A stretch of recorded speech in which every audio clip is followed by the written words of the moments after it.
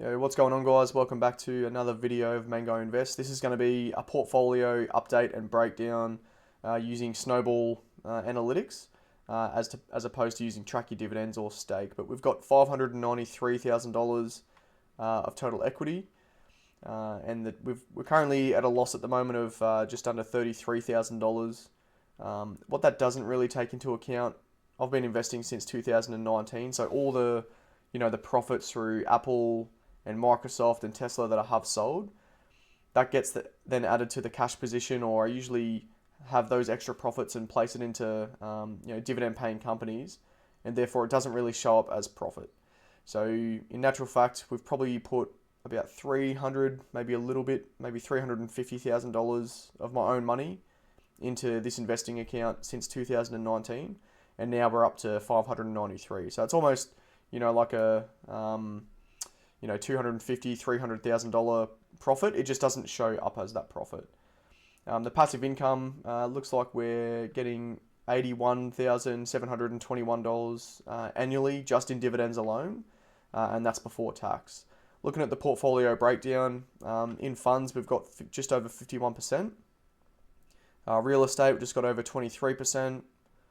Consumer 14.85%. Tech 5.84%. This is getting less and less, as we get more profits through, like Apple and Microsoft. We generally try to sell those and place that into the cash position or, higher paying dividends. So it's really sitting pretty low at the moment as these share prices get higher and higher. Cash is looking at 4.39.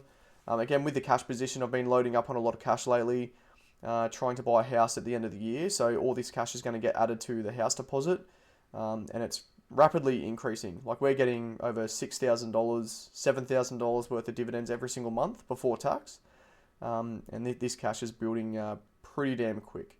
But inside the funds, so you can see we've got a total of $305,000 within this fund right here. So we'll click into it and we'll see the breakdown.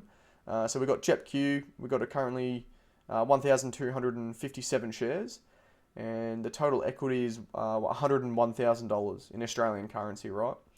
So we've put in $109,000. We're currently at a $7,000 loss, being that $101,000 of total equity there. And that takes up 33% within this fund. Then we have QILD. We've invested $92,000, just under $5,000, which is loss. Meaning the equity is $87,000 there, and that's 28.66% within this fund here. And then SEHD, we have $72,000 invested. We're currently up by $1,000, and then that's ends up being just over $73,000 worth of equity. Coney, so this is the Coinbase Yield Max ETF. We're currently down $10,000, and then so the total equity is just over $19,000, but we've invested $29,000. I don't actually mind. These yield max are generally pretty volatile in the first place, so I think it's just a matter of time before that sort of skyrockets back up to its previous prices. But we'll see. We'll see what happens there. Misty, everyone should know this yield max ETF. Misty, very popular. We've invested $18,000. We're currently down just under $5,000, meaning the equities are $13,000, and that only takes up 14.37%. MRMY, the Moderna version of the Yield Max, we've invested 20 grand.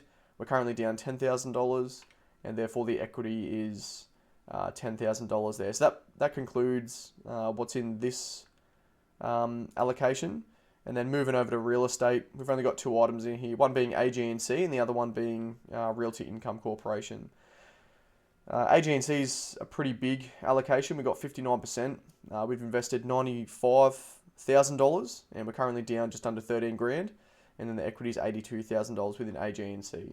This one's a pretty good dividend payer here. We'll get into that a little bit later. But Realty Income Corporation, everybody should know this well and trusted real estate income ETF. We've put $57,000 in there.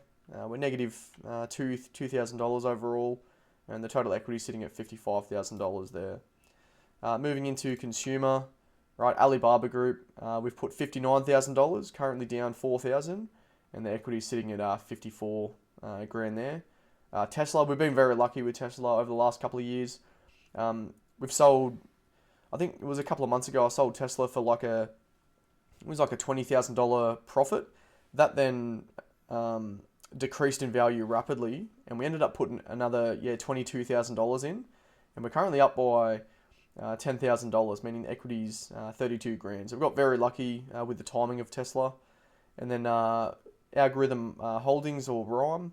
This is just a bit of fun. It was a bit of day trading. We're currently down by over $1,000, but that was just a bit of fun. I don't even really know too much about the company, but it was more so just a fun sort of day trading one that I'm going to hold on to.